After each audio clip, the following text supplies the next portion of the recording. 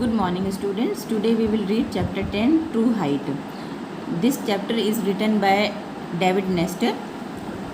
ये इस चैप्टर को शुरू करने से पहले मैं आपको इस चैप्टर का थोड़ा सा एक्सप्लेन करना चाहती हूँ कि इस चैप्टर में क्या है। तो इस चैप्टर में बेटा एक बच्चा है माइकल स्टोन जो कि अपना करियर बनाना चाहता है पोल वॉल्टिंग में। पोल वॉल्टिंग एक गेम है, उसमें वो अपना करियर अपना रिकॉर्ड बनाना चाहता है कि उसमें वो फर्स्ट आए। तो उसके लिए वो बहुत मेहनत करता है। किस प्रकार से उसने इसमें मेहनत करी है और उसने क्या क्या चीज़ें इसमें सीखी, उसको कैसा महसूस हुआ जब वो कंपटीशन के लिए जाता है। तो इस चैप्टर में हम पूरा उसी का माइकल स्टोन के बारे में पढ़ेंगे और लास्ट में जब आप आओगे तो आप भी बिल्कुल सरप्राइज़ हो जाओगे कि इस बच्चे ने कितना कमाल कर दिया। तो पूरी स्टोरी बड़े ही ध्यान से सुनिएगा। तो आपको पहले मैं बताऊंगी कि पोल वॉल्टिंग गेम क्या होता है। पोल वॉल्टिंग गेम एक ऐसा गेम होता है जिसमें एक डंडा होता है जिसको कि हम पोल बोलते हैं। उस पोल को एक बैरियर को उस पोल से एक बैरियर को पार करना पड़ता है। तो आपको देखो आपकी बुक में एक पिक्चर दिया हुआ है। इस पिक्चर में बहुत अच्छे से आप लोग समझ जाओगे इस पिक्चर के थ्रू। देखो ये जो पोल है, इस पोल को ये जो बैरियर बना हुआ है, इस बैरियर को पार करना पड़ता है जंप करके। तो इसी को हम पोल वॉल्टिंग का गेम बोलते हैं। तो ये पूरा चैप्टर इसी गेम से ही रिलेटेड है, तो वो हम पढ़ेंगे। Now we start the chapter. This story talks about the feeling of an athlete as he pursues his dream. ये कहानी एक एथलीट की भावनाओं के बारे में बताती है जो कि अपने सपनों का पीछा करता है। परस्यूज का मतलब होता है पीछा करना। Read about a nerve-wracking day in Michael Stone's life as he prepares to take the ultimate test of his sports career.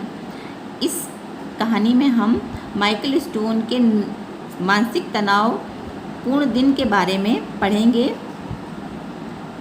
क्योंकि वह अपने खेल कैरियर की अंतिम परीक्षा देने के लिए तैयार है। It is an away inspiring achievement that will leave you breathless. अब ये एक भय और प्रशंसा से प्रेरित उपलब्धि है जो कि आपको श्वासहीन बना देगी। ब्रीथलेस का मतलब होता है श्वासहीन या बेदम। और अवे इंस्पायरिंग का मतलब होता है भय और प्रशंसा से प्रेरित। इंस्पायरिंग मतलब होता है प्रेरणा और अवे मीन्स होता है भय और प्रशंसा। और नर्व ब्रेकिंग डे का मतलब होता है मानसिक तनावपूर्ण दिन। ठीक है बेटा, अब मैं आपको ये साथ के साथ मीनिंग बताती जा रही हूँ। यानी कि इस चैप्टर में जब आप लास्ट में, इसमें एक सस्पेंस है जो मैं आपको अभी नहीं बताऊँगी। बिल्कुल हम जब लास्ट में आ जाएंगे तब वो सस्पेंस आपको पता चलेगा इसका क्या रहस्य है। तो आप लोग इस स्टोरी को बड़े ही ध्यान से सुनिएगा कि एंड में आप लोग भी ब्रीथलेस हो जाओगे, बिल्कुल श्वासहीन हो जाओगे जब आप सुनोगे कि अरे ऐसा क्या हो गया। ठीक है, बहुत ही ध्यान से ये स्टोरी सुननी है आपको। His palms were sweating. उसके हथेलियों पे पसीना आ रहा था। He needed a towel to dry his grip. और उसे एक टॉवल की आवश्यकता थी अपने हाथों को सुखाने के लिए। To dry his grip का मतलब होता है हाथों को सुखाने के लिए। A glass of ice water quenched his thirst but hardly cooled his intensity. और एक बर्फ़ से भरा हुआ ग्लास उसकी प्यास तो बुझा सकता था पर उसके दर्द संकल्प को कम नहीं कर सकता था। यहाँ पे हार्डली कूल्ड हिज इंटेंसिटी का मतलब होता है इसका जो डिटर्मिनेशन था उसको, यानी जो उसका डर संकल्प था उसको कम नहीं कर सकता था। द एस्ट्रोट्रफ ही सेट वो on was hot as the competition he face today as the national junior Olympics. Astroturf means होता है आर्टिफिशियल ग्लास। यानी कि जब भी जो ये गेम खेले जाते हैं और वो जो मैट बिछती है वहाँ पे, तो वो आर्टिफिशियल ग्लास होती है जिसको हम एस्ट्रोट्रफ बोलते हैं।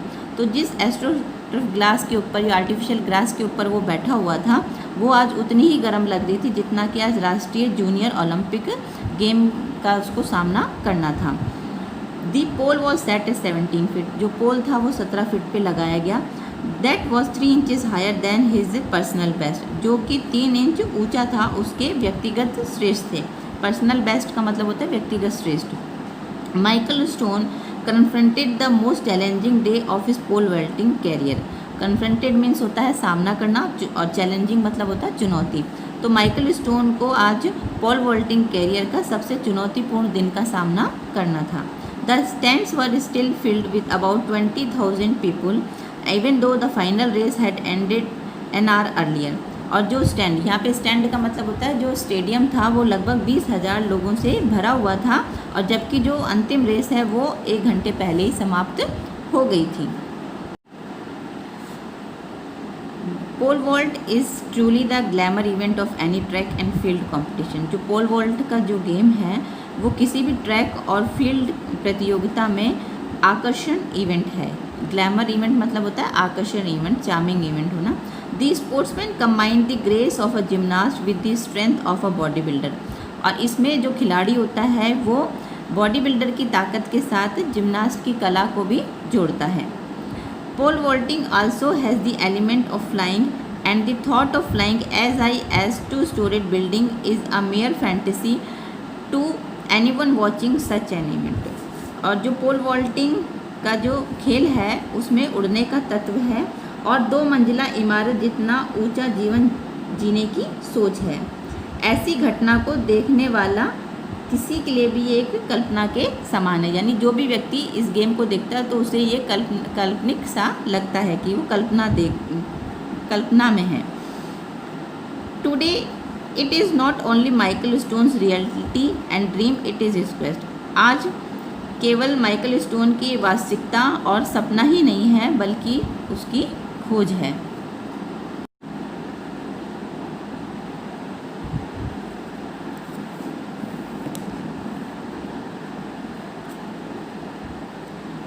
As long as Michael could remember, he had always dreamed of flying. जैसा कि माइकल को याद है कि वो हमेशा उड़ने के बारे में सपने देखता था। Michael mother read him numerous stories about flying when he was growing up. जब माइकल बड़ा हो रहा था तो उसकी माँ भी उसे उड़ने के बारे में कहानियाँ सुनाया करती थी। Her stories were always ones that describe the land from a bird eye view. और उसकी कहानियाँ हमेशा ऐसी होती थी कि जो पक्षी की नज़र से भूमि का वर्णन करती थी। लैंड बर्ड्स आई व्यू का मतलब होता है पक्षी की नज़र से। हमेशा उसकी कहानियाँ इसी प्रकार की होती थी। हर excitement and passion for details made Michael's dreams full of colours and beauty. और उसकी उत्साह और जुनून से, यानी एक्साइटमेंट मतलब होता है उत्साह और पैशन मतलब है जुनून, उसके उत्साह और जुनून के वर्णन से माइकल के सपनों को रंगीन और सुंदरता से भरा हुआ बना दिया। Michael had this one recurring dream. Michael को ये बार बार आने वाला सपना था। रिकरिंग मतलब होता है बार बार आना। He would be running down a country road. उसको ये सपना आता है कि वो किसी देश की सड़क पे दौड़ रहा है। He could feel the rocks and chunks of dirt at his feet. और रॉक्स मीन्स होता है चट्टाने और चंक्स ऑफ डर्ट मतलब मिट्टी का कुछ हिस्सा, यानी कि जब वो भागता है तो उसे महसूस होता है कि जो चट्टाने हैं और मिट्टी का कुछ हिस्सा उसके पैरों को छू रही हैं, यानी उसके पैरों पे महसूस होता था उन्हें कि वो टच कर रही हैं। As he race down the golden line weeds field he would always outrun the locomotive passing by. और जब भी वो भागता है तो जो गेहूं के पंक्तिबद्ध सुनहरे गेहूं के पंक्तिबद्ध खेत में वो वहाँ से गुजरने वाले इंजन को भी पीछे छोड़ देता था। He would begin soaring like an eagle. और वो उसे ऐसा लगता था जैसे वो चील की तरह उड़ रहा है। Where he flew would always coincide with his mother story. जब भी वो उड़ता तो वो अपनी माँ की स्टोरियों से, अपनी माँ की कहानियों से मेल खाता था। कॉन्साइड मीन्स होता है मेल खाना। His dad on the other hand was not a dreamer. और दूसरी तरफ जो उसके पिताजी थे वो सपने लेने वाले व्यक्ति नहीं थे। Burt Stone was a hard core realist. Burt यहाँ पे माइकल स्टोन के पिताजी का नाम है। वो हार्ड कोर रियलिस्ट का मतलब होता है कि प्रैक्टिकल पर्सन थे, यानी जैसी परिस्थिति हो उसका सामना करने पे विश्वास रखते थे। ही believed hard work and sweat. और वो विश्वास करते थे कड़ी मेहनत पे और पसीना बहाने पे। His motto if you want something work for it. और उनका सिद्धांत था कि अगर आप जीवन में कुछ चाहते हैं तो उसके लिए मेहनत करिए, उसके लिए काम करिए। Mildred Stone's Michael's mother. जो मिल्ड्रेड स्टोन यहाँ पे जो नाम है ये माइकल की मदर का नाम है। तो wish that he could relax a bit more and be that free. अब माइकल की जो माँ थी वो चाहती थी कि उनका बच्चा जो है वो थोड़ा सा आराम कर ले और क्योंकि वो छोटा बच्चा था तो वो चाहती थी कि वो थोड़ा सा आराम भी उसे मिले। Dreaming a little boy, on one occasion she attempt to talk to him his father about this, और एक अवसर पर उन्होंने इस पर बात करने का प्रयास भी किया कि उसके पिताजी say about this, but his dad quickly interrupted, और उसके पिताजी ने बीच में ही टोक दिया, स्माइल एंड सेड, और हंस कर कहने लगे, you want something, work for it, क्या तुम इसके लिए कुछ काम चाहती हो।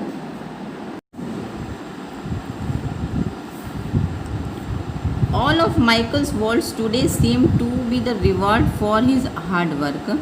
If Michael Stone was surprised, thrilled and arrogant about clearing the bar at 17 feet, you could not tell. अब जो माइकल जो था, यानी कि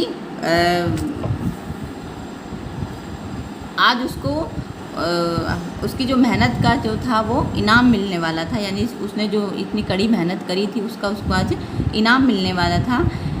if Michael stone was surprised, thrilled and arrogant, और जो माइकल स्टोन था वो क्या था, अचंभित था, रोमांचित था और अभिमानी या हटी होता है यहाँ पे, एरोगेंट मतलब होता है जिद्दी होना।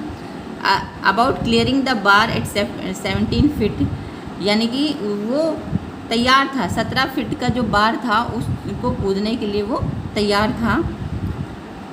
As soon as he landed on the inflated landing mat with the crowd on his feet, जैसे ही उसने उस मैट को, यानी कि उस 17 फीट के बार को क्लियर किया तो क्राउड भी उसके साथ साथ वहाँ पर पहुँच गई है।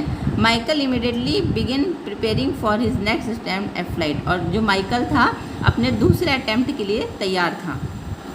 ही seemed obvious on the fact that he had just surpassed his personal best by 3 inches and that it was one of the final 2 competitors in the pole vaulting event at the National Junior Olympics. और Michael को इस बात का मतलब वो अनजान था, oblivious means होता है अनजान होना, अनअवेयर होना।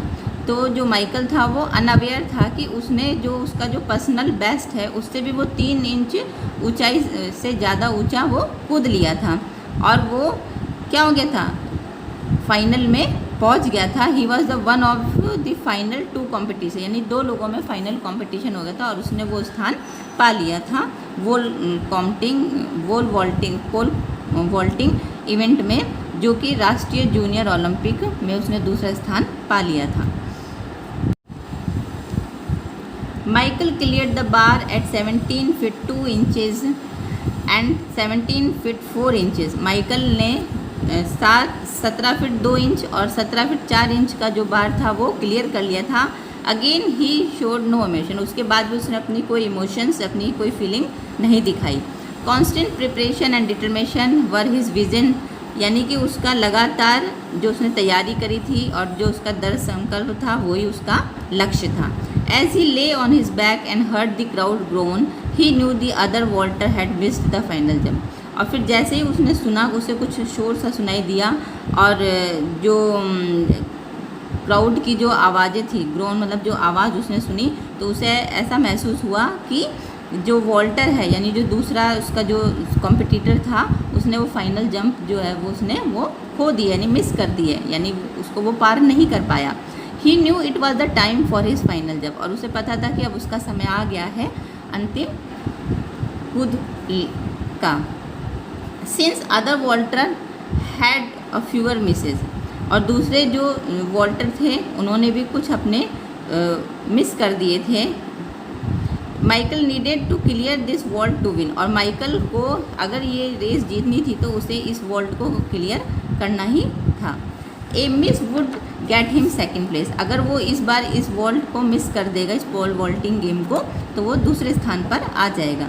Nothing to be ashamed of, but Michael would not allow himself the thought of not winning first place. इसमें कोई शर्मिंदगी वाली बात नहीं थी, पर जो माइकल था वो नहीं चाहता था कि वो अपना पहले स्थान को छोड़े, यानी कि वो अपने आप को ये परमिशन नहीं, वो ये नहीं चाहता था कि वो कि फर्स्ट उसको पहला स्थान ना मिले। He rolled over and did his ritual of 3 finger-tipped push-ups. He found his pole stood and stepped on the runway that led to the most challenging event of his 17 years old life. उसने अपनी जो 3 उंगलियां थी उसके सहारे उसने pushups करे और फिर ही फाउंड हिज पोल, फिर उसने अपने पोल को पाया और सीधे वो खड़ा हो गया और उस पर वो भागने लगा। Runway stepped on the runway, sorry, फिर वो जो रनवे मतलब होता है जो ट्रैक होता है जिसके ऊपर वो उस जहाँ पे वो पोल वॉल्टिंग के लिए खड़े होते हैं उस पर वो खड़ा हो गया। और ये उसके लिए बहुत ही चुनौतीपूर्ण 17 वर्ष की आयु में, इसके जो जीवन के जो 17 वर्ष थे उस आयु में इसके लिए चुनौती, बहुत बड़ी चुनौती थी।